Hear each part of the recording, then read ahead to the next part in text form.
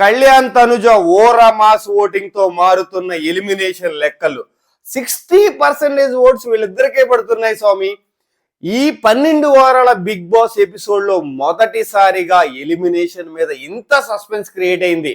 60% oats వాళ్ళిద్దరికే పడితే 40% ఓట్లు 6 పంచుకోవాలి.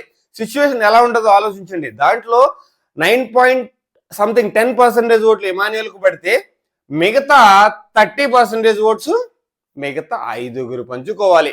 సో దానివల్లే ఎలిమినేషన్ అనేది చాలా టఫ్ అయింది. నార్మల్ గా కాదు, ఎందుకంటే ఆ పర్సంటేజ్ వ్యత్యాసం చాలా మినిమల్ ఉంది. 0.001, 0.002 ముగ్గురు మధ్య ఘోరంగా ఆ పర్సంటేజ్ వేరియేషన్ అయితే చాలా మినిమల్ గా ఉంది. వీళ్ళ ముగ్గురులో ఎవరైనా ఎలిమినేట్ అవ్వచ్చేమో అన్న సిచ్యువేషన్ క్రియేట్ అవుతుంది.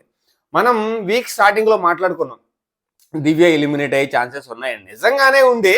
బట్ అయినా ఏమైందంటే ఈ పర్సంటేజ్ గందరగోళం వల్ల దివ్యాని ఉంచి వేరే వాళ్ళ పంపించే అవకాశాలు కూడా పుష్కలంగా కనిపిస్తున్నాయి. ఇంకొకటి దివ్య తనుజాతో ఫ్రెండ్షిప్, జనాలతో సాఫ్ట్ గా ఉండడం, కామెడీ యాంగిల్ చూపించడం, ఒబీడియంట్ గా ఉండడం, గేమ్ మీద ఫోకస్ ఉండడం, ఇవన్నీ ఆమెకి ప్లస్ అయ్యే ఛాన్సెస్ బాగా కనిపిస్తున్నాయి స్వామి.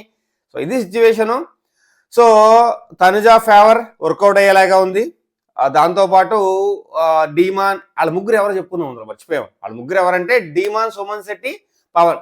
వీళ్ళ ముగ్గురులో ఎవరైనా వెళ్ళిపోవచ్చు దివ్యానే అని అనుకోవడానికి ఏ అంటే కారణాలు దొరకడం లేదు, ఏ పాయింట్ దొరకడం లేదు. టెక్నికల్ గా కాదు, అన్టెక్నికల్ కాదు, ఎథికల్ గా కాదు, ఏదైనా కానీ ఏది కనపట్లేదు మాట్లాడడానికి. సో ప్రస్తుతం సిచ్యువేషన్ ఏంటంటే వాళ్ళ ఓచకోత ఓటింగ్ వల్ల ఎవరు వెళ్ళిపోతారనేది కూడా మార్పులు చేర్పులు జరిగేలాగా ఉన్నాయి. సో చూద్దాం ఏం జరగబోతుంది అనేది.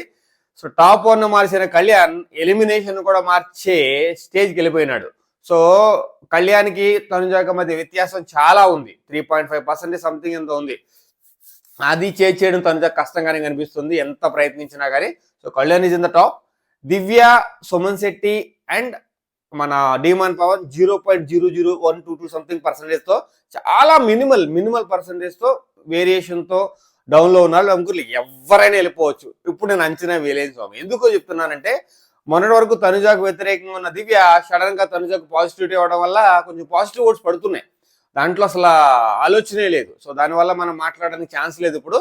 సో రేపు ఈవినింగ్ కల్లా తెలిసిపోతుంది ఎవరు వెళ్ళిపోతారనేది. మళ్ళీ ఇంకొక అప్డేట్ తో ముందుకు వస్తాను. దీనికి కారణం ఏంటంటే దివ్య అనుకుంటున్న చాలా మందికి కొంచెం ఆలోచించాల్సిన అవసరం ఉంది అని చెప్పడం కోసం ఈ వీడియో. ఇంతకన్నా ఏం లేదు. జై హింద్ శ్రీని.